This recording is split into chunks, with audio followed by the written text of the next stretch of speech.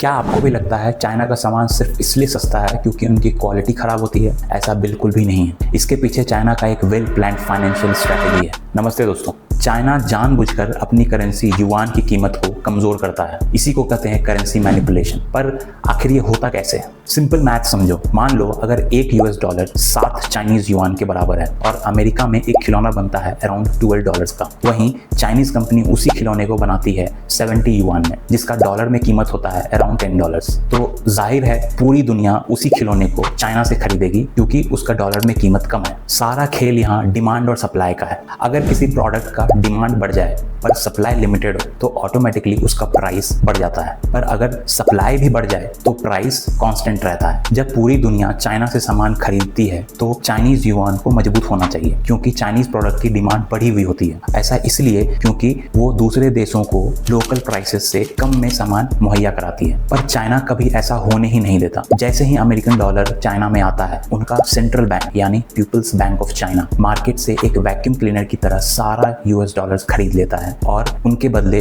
नए printed yuan market में दे देता है। नतीजा, युआन हमेशा सस्ता रहता है और उनके सामान हमेशा लोअर प्राइस पर। और मजेदार बात तो ये है कि चाइना उन्हीं डॉलर्स को अमेरिका में इन्वेस्ट कर वहां के बॉन्ड्स खरीद लेता है, जिन पर अमेरिका को ही चाइना को इंटरेस्ट देना पड़ता है। इसका सीधा मतलब है सांप भी मर जाए और लाठी भी ना टूटे। इसी सस्ते सामान की वजह से हमारी इंडियन लोकल इंडस्ट्रीज उनसे कम्पीट नहीं कर पाती है। एट दी एंड चाइना का अल्टीमेट गोल है पूरी दुनिया का मैन्युफैक्चरिंग पर कब्जा करना। वैसे इंडियन रुपीस की मौजूदा हालत देखकर मुझे लगता है कि इंडिया को अभी एक अच्छे इकोनॉमिस्ट और बेटर विजन वाले लीडर्स की जरूरत है जो इस कमजोर इंडियन करेंसी को एक अपॉर्चुनिटी में बदल सके। पर फिलहाल इसकी उम्मीद मुझे दिख नहीं रही। बाकी आप अपनी राय कमेंट में जरूर बताएं। Thank you.